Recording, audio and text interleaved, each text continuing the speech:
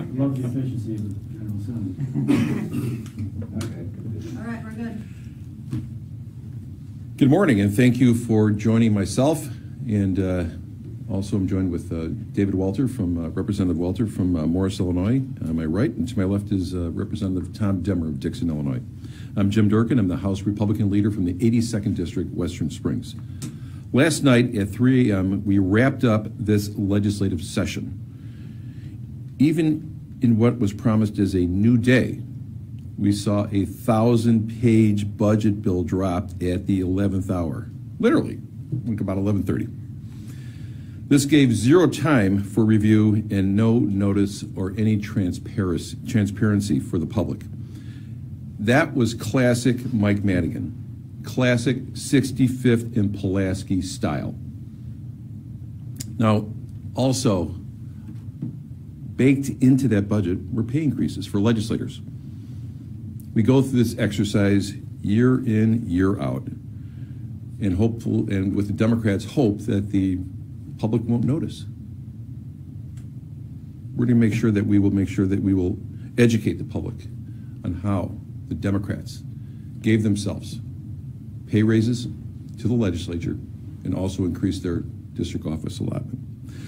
So don't be fooled when you read the press release after press release how they won't accept the pay raise and the district office allotment, or how Comptroller Susana Mendoza won't fund it.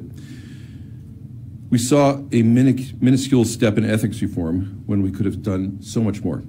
Loopholes still exist that allow many to take advantage of the system. The Arroyo loophole still continues and flourishes in Illinois. Over a year ago, our caucus introduced so many ethics reform measures that could have been easily passed.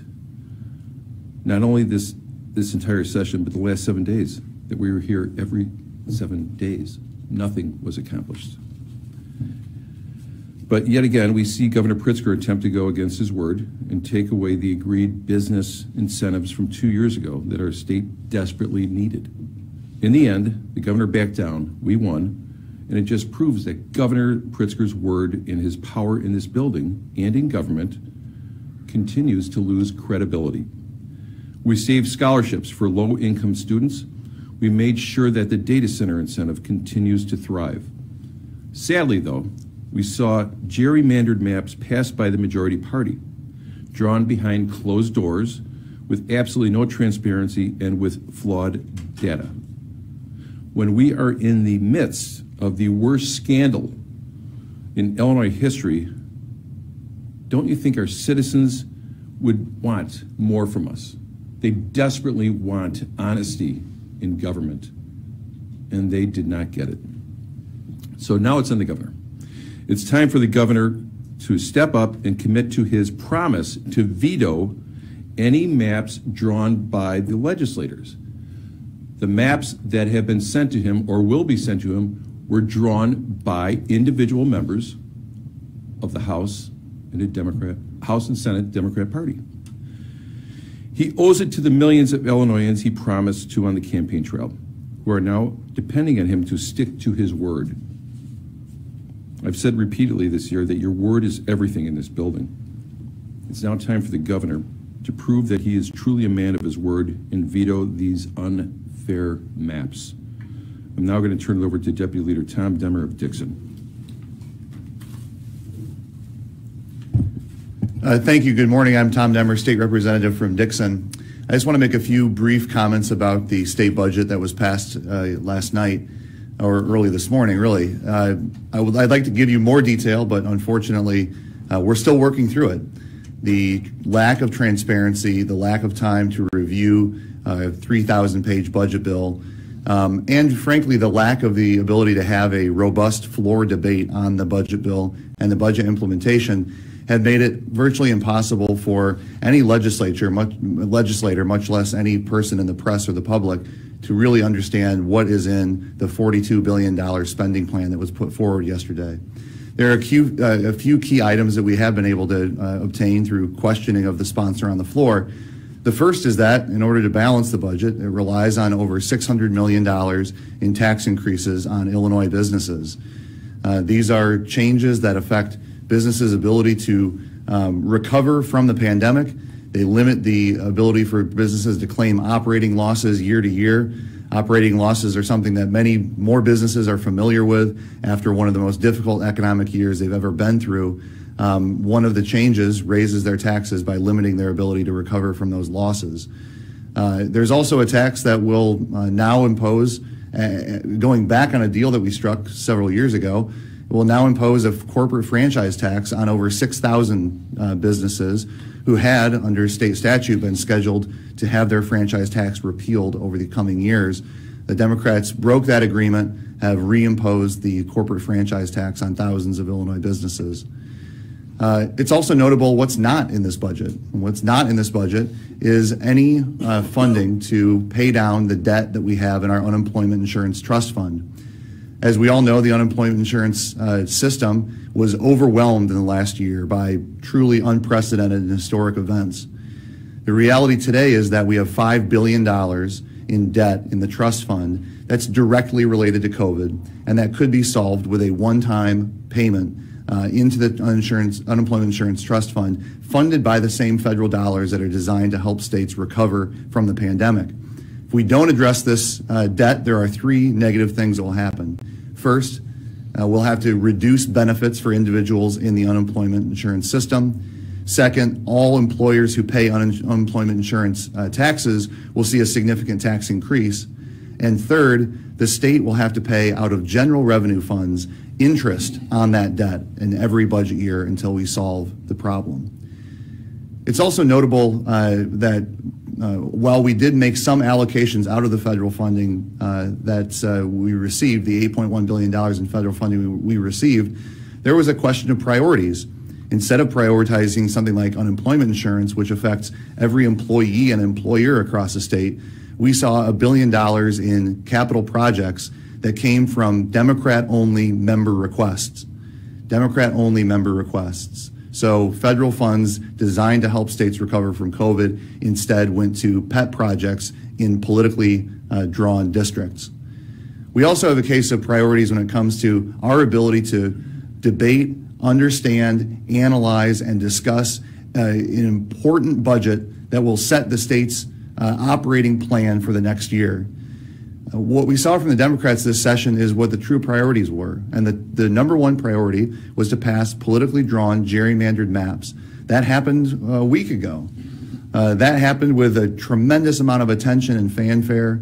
That happened not at the 11th hour, not while cutting off debate, but instead in a way that showed you that the true priority of this year was to maintain their political advantage. And everything else, a watered-down ethics bill, a last-minute budget, a budget implementation plan that got virtually no ability for the public to see what's in it, all passed at the 11th hour in a demonstration that we continue to govern through a system of brinksmanship. That's inappropriate. The people of Illinois deserve better, and we should see a true prioritization of transparency in Springfield. And I'll turn it over to my colleague, Representative David Welter. Thank you, Leader Demmer. David Welter from Morris, Illinois. I represent the 75th District, which encompasses half of Illinois' nuclear fleet. I am here today to talk about energy, such a fun, exciting topic, but definitely something that we've seen over the last several days, maybe a lot of highs and lows about where we were at in terms of negotiations.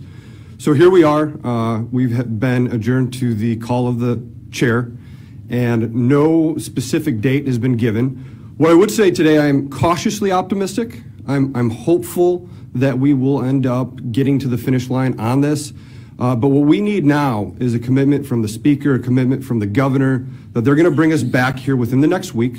That's the request, within the next week, so that we can finish the work that we have left to do on energy. It's my understanding, after talking with different stakeholders that are involved with the process, that we are close, that we've found some agreement among the stakeholders on the nuclear provision. Sounds like language is going back and forth still even this morning. There are still a few other parts of this bill that are very controversial, and depending on which way we go will determine how many votes our side can be able to put on a bill. We need to see the bill, we need to review the bill, but when I'm talking with stakeholders right now, it seems positive. But again, I think we're looking for that commitment that we can get back down here within the next week and finish this work. If we don't, there are some big consequences. Consequences not just for the nuclear fleet and the men and women in my district, the thousands of jobs that are at risk if Dresden decides to continue to move to close down. Same thing with Representative Demmer and his district with Byron. This is not a game of brinksmanship that we want to play on this topic. If we do not pass something here within the next week or two, I don't believe that they are going to go past their operational dates that they've put out there. But it's not just the nuclear fleet. So let's talk about RPS and the renewables, and we talk about the solar cliff that we're about to reach. Well, folks, that has to be done before the end of June as well. So it's almost like there's a necessity by all involved that we need a bill done. I do. For the folks back home, for the nuclear fleet, they are stressed right now. We do need to do something so that we can maintain those good jobs, the good tax base that they provide. But we've got to do it in a way that is going to be fair to consumers, but also brings a little more light and sheds transparency on the process, especially on rate making. I think that among the group, we've come to a pretty good place on rate making, where we can bring more accountability to the utilities to ensure that some of the things that we saw happen before don't happen again. But we're very sensitive, again, about making sure that we put forth an energy plan that is going to be consumer-friendly, provide the reliability and baseload that we need. We cannot get to our clean goals without nuclear in there right now. It's just not feasible.